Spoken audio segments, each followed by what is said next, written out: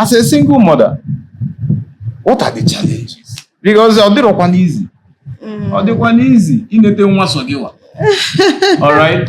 Especially when, in some cases, some of the men will go for the option of co-parenting, and then in some of the other circumstances, the men chicken away, especially when there was no camaraderie agreement before the pregnancy, or when love was not even in between it. It becomes a burden on the lady too, emotionally. And sometimes they find it hard to even get married or remarried, or they become wary of other men. Then I want to know what your experiences about just these few things have been. Okay. A lot of experiences. We can't take everything here. No, you can't take it. Just a few of them. There are different strokes for different folks. My circumstances might actually be very different from yours. Do you understand? But whatever the situation has been or was, I will tell people that, you know, no matter how hard you fall, just endeavor to rise. Take it. It has happened. Move on. It should be a motivation. It should be a lesson. This has happened. Stop dwelling in the past. Move on. You know, you have a life outside being a single mom or a single dad. Do you understand? So, but the truth of it is that most women, when it happens to them, most times they are really at their financial, you know, their lowest financial point. Yeah. And trust me, it's not easy at all. I was there. And again, having a child slows you down. Let's not lie. You know, it slows you down. You don't have the freedom you want as a single lady. Because you have to take care of the child. That's if you're a mother that really loves your child. Because there are some people that don't care. What some does is they simply throw it off to their mother, to their own mothers. But someone like me, I really want to be involved in my daughter's life, my child's life. So it slows you down.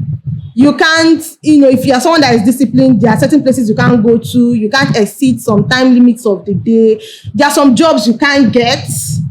There are some circles you can't talk. These are the things that affected me. Because I became a single mother, I was very vocal on social media. I'm that kind of person that people looked up to. My life was really put together. You know, I had the direction. Everything was in place. I know it was a shock to people that, wow, really? And trust me, it took me down. You know, I had to go under. I had to hide.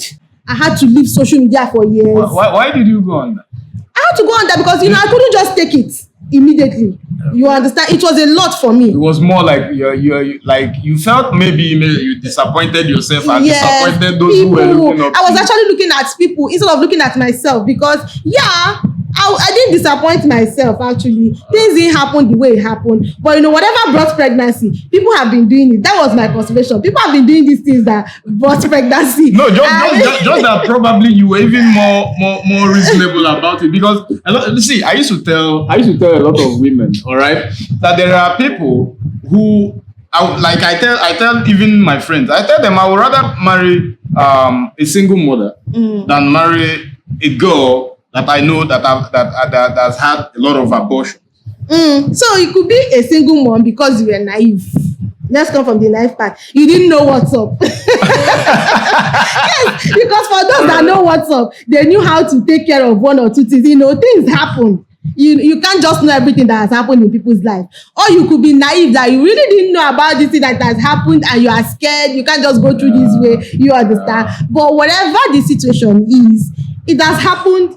It has happened. No, but sometimes I choose to paint some of these things in good light because it might be a matter of principle. Some women who took in, I've had a lady tell me,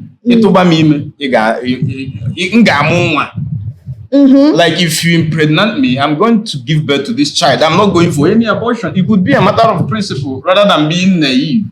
I mentioned a lot of factors. Some is fear. Some is against their faith. Like I won't do it.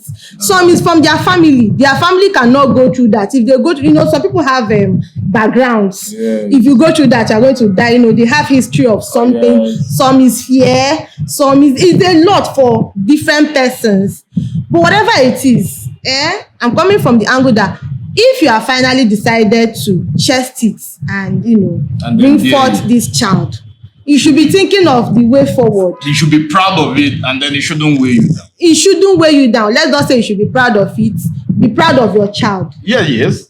not proud of the actions. Let me be realistic here. It's always good. I think I always tell people it's always good to take responsibility. Yes, taking responsibility is being proud. Yes, I did this, and even though it might not have turned out the way I expected it to do. You know, for instance, now on social media, a lot of people are too woke that they can't call evil, they can't call a spade. So why I wouldn't want to use the proud aspect is that any girl coming on social media to tell me that yes, I wanted to be a single mom is actually, to me, is lying, especially if the person is very young.